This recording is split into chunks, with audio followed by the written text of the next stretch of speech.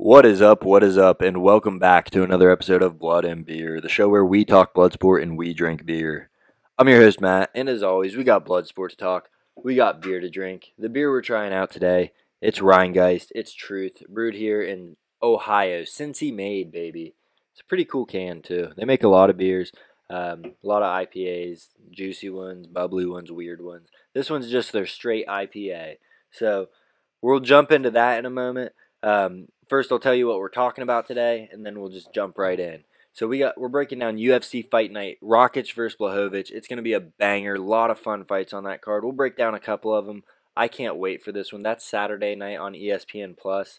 Bellator 281 on Showtime Friday. We got Michael Venom Page. He's taking on Logan Storley for the interim title because the champion at 185 for Bellator is currently fighting for the Ukraine in the war. So mad respect to him.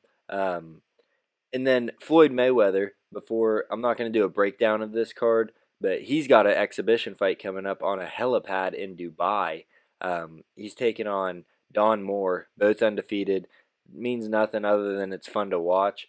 But on the undercard, we got Anderson Silva has a matchup. Bodu Jack's on it. And then two guys are fighting. I forget their names, but the winner is going to face Dimitri Bivol, or be the mandatory challenger for Dimitri Bivol, who just beat Canelo last weekend. So it's going to be fun. That's on pay-per-view Saturday at 2 p.m. You can get it on Fight TV. It's going to be, I think it's going to be a lot of fun. And, you can always find those streams on Sports Surge and stuff like that. But, yeah, it's going to be a banger. Helipad, 59th floor. It's going to be fucking nuts. That's scary as hell. But UFC Fight Night. First, we'll try this beer.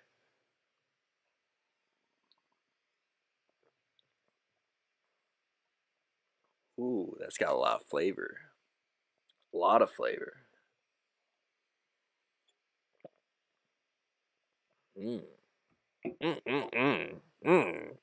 like that a lot. I'm going to give that a 7, too. That's really good. Straight IPA. Yeah, that's delicious. The UFC Fight Night, as I was saying, we're going to jump right into that. So, one fight that you're not going to want to miss, it's Michael Johnson versus Alan Patrick. Michael Johnson, the biggest enigma, really, his career in UFC. He's like 19 and 17 or something, or his record's not great, but he's beat some of the best. He's lost to some duds. Doesn't make any sense. Dude's got such fast striking, pretty decent wrestling, but he's so fast with his hands. Yeah, he's taking on Alan Patrick. It's going to be a banger. Like I said, both these guys on losing streaks. So they're probably fighting for their UFC contracts. Loser will probably get cut. I expect to see these guys go out there and bang. I don't think it's going the distance. If it does, maybe they both get cut because they're both on some. They're on a bit of a rough patch. And then Frank Camacho, he's taking on Manuel Torres. That's going to be a war. Camacho, he gets knockouts for days. Yeah, he's just always fun to watch fight. So he is a great addition to this card. Also, we have Ryan Spann in the co-main event. He's taking on Ion Cutabella. Both these guys, fun strikers. Both have pretty good wrestling too. But this fight is going to be nuts.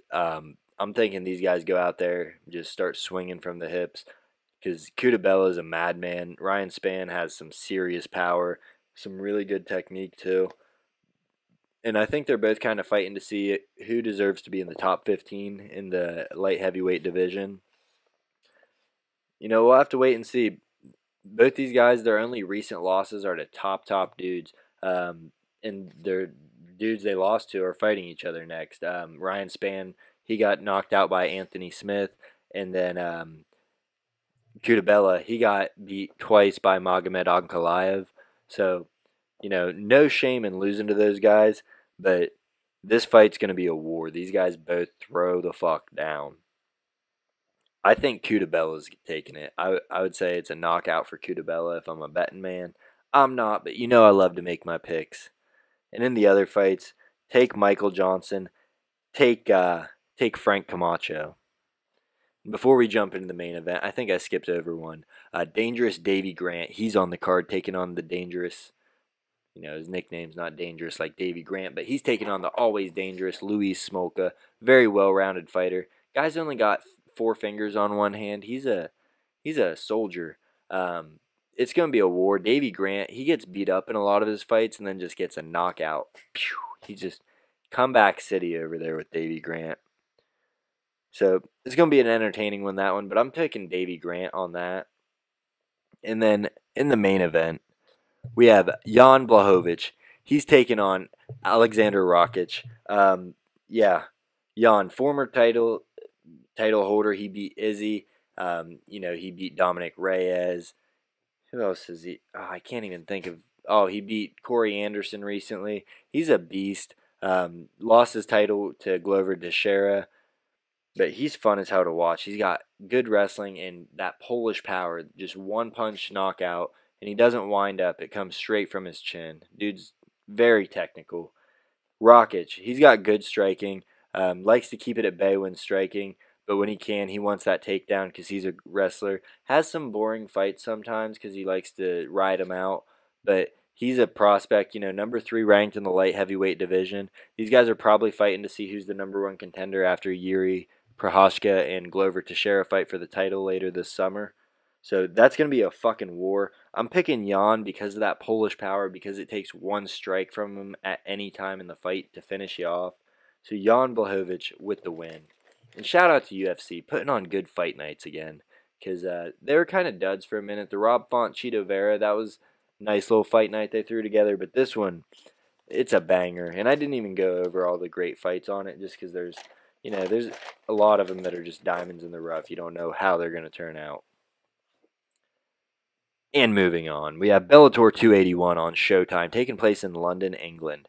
And this card is kind of stacked. You got Lyoto Machida. He's taking on Leon Edwards, who's about to challenge Kamaru Usman for the title in the UFC.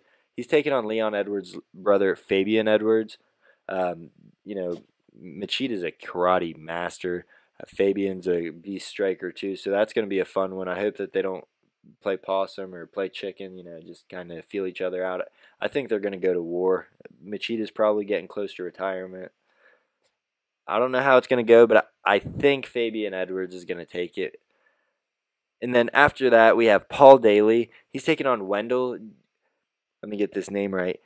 Oh, Giacomo. Wendell Giacomo. It's Paul Daly's retirement fight. He's a beast striker. He's banned from the UFC for punching Josh Koscheck in the face after the fight ended because he was pissed. It's a hometown fight for him. He's, because he fights out of London. He's always entertaining to watch. Wendell Giacomo, he trains with the Pitbull brothers, so he's a fucking warrior. 9-2. This, I think, is his first Bellator fight. So we'll have to see how it turns out. But I'm picking Paul Daly in that one. I think it's going to be fun as hell. I think he's going to go out there and start swinging bombs. And then in the main event, as I said, MVP Michael Venom Page. He's taking on Logan Storley. Page has this weird touch karate kickboxing style where he knocks you out with it, though. He stands real bladed up with his shoulder towards you, almost sideways. Throws real weird strikes. Very confident, cocky in the ring. Octagon, I should say, or cage for Bellator because it's not an octagon. But man, he's fun to watch. The only guy he's lost to, Douglas Lima, and he avenged that loss. So he's taking on Logan Storley, who just came off of a dominant win over Neiman Gracie. Storley's a D1 wrestler. He's a beast at it, and he can strike too. He's a grinder. He'll fight you anywhere, and he's just not scared of anything. It's going to be a fun one, but I think it's going to be a highlight reel knockout for MVP because he has so many of those. If you look up his highlights, I really recommend looking up Michael Venom Page highlights on YouTube. He's caved a dude's skull in. He's just smashed people's noses, smashes their faces with one strike. It's not like accumulative damage with this guy. One strike just fucking wrecks his opponents. So I'm picking MVP, but the fight really is going to be determined on who can control the pace, who can control where this fight's taking place. If Storley can implement his wrestling and make it a dirty fight, it's going to be problems for MVP because MVP needs to keep it at range to be effective. And he does that with almost every fight. He's one of the best, if not the best in the world at it. So that's for the 185-pound belt. We'll have to see.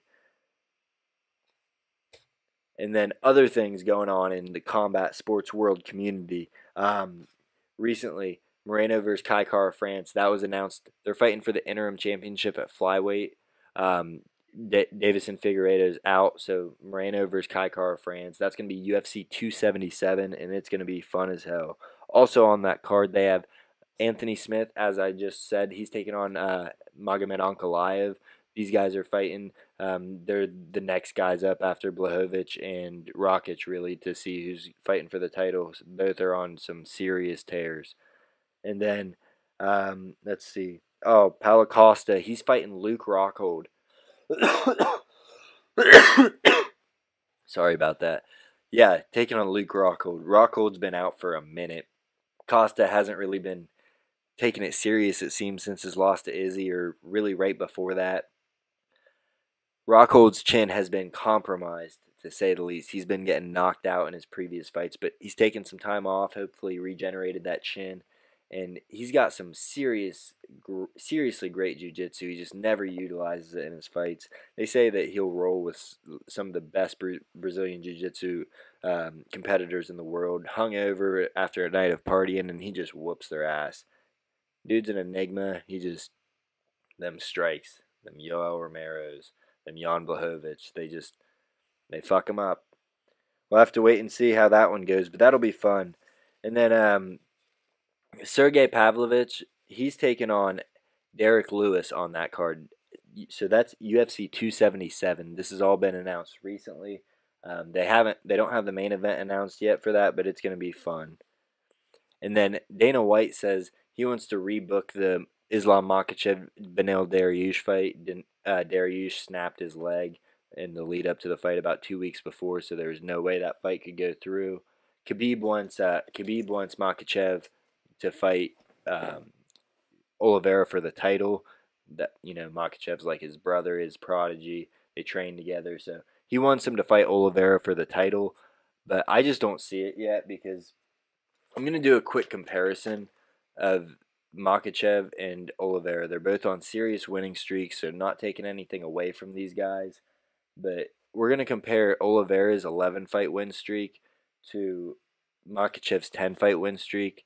And if you follow MMA at all, let me know what you think about this. Because Charles Oliveira, his winning streak, and this is pretty much in order. He's got Clay Guida by submission, Christos Giagos by submission, Jim Miller, Brazilian Jiu-Jitsu ace, by submission, Nick Lentz, TKO, David Tamir, submission, Jared Gordon, KO, Kevin Lee, submission, Tony Ferguson, decision, Michael Chandler, KO, Dustin Poirier, submission, Justin Gaethje, submission. So that's 4 top 10 fighters just at their current rank. And when he fought a lot of these guys, I think 5 of them were top 5. He had Kevin Lee, who fought for the interim championship at one time against Tony Ferguson. Tony was ranked, I think, 3 when he fought him. Gaethje was 2. Dustin was 1. And Michael Chandler, he was ranked, I think, number 2 when he fought him. So he's only fighting the best, and he's finishing all these motherfuckers quickly. And he's taken everything they have. Islam Makhachev's win streak. Chris Wade, decision. Nick Lentz, decision. Gleison Tibau, KO. Kajan Johnson, submission. Armand Sarukian, hard name to pronounce there, decision. Davi Ramos, decision. Drew Dober, submission. Thiago Moises, submission. Dan Hooker, submission. Bobby Green, TKO.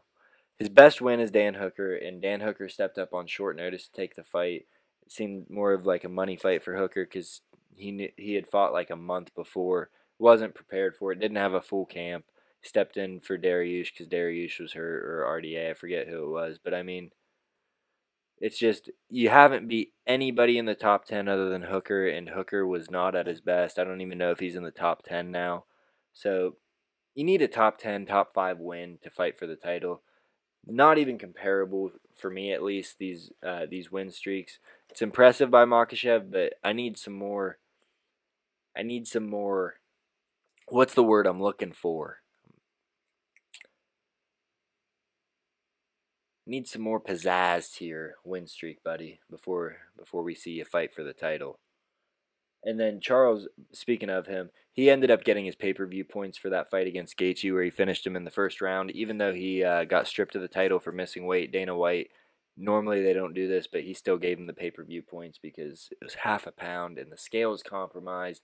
And fuck that commissioner. They should have just said he made weight. Half a pound is not an advantage. And then the UFC has also rebooked Donald Cowboy Cerrone versus Joe Lauzon. That's going to be on June 18th. That was a fight I was really looking forward to this past weekend, but Cowboy got food poisoning the day of. Had to cut the fight. Sucks. He says he's got 2 fights left, and one of them is Lauzon. So that's going to be a fun one.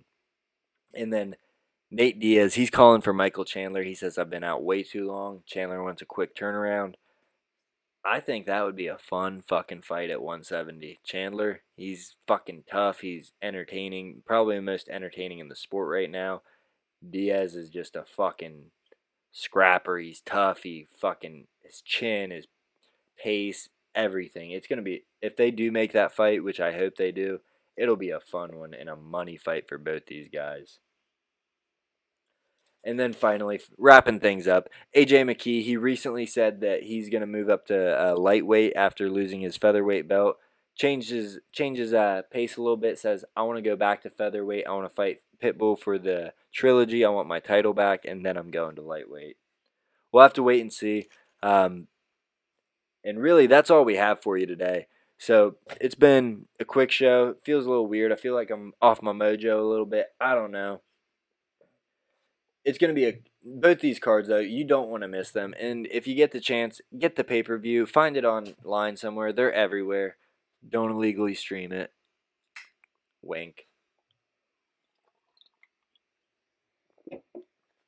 But yeah, thank you for tuning in. My name's Matt with Blood and Beer Combat Sports. And as always, I don't know how the fuck to end this shit. But thank you. Thank you, thank you, thank you.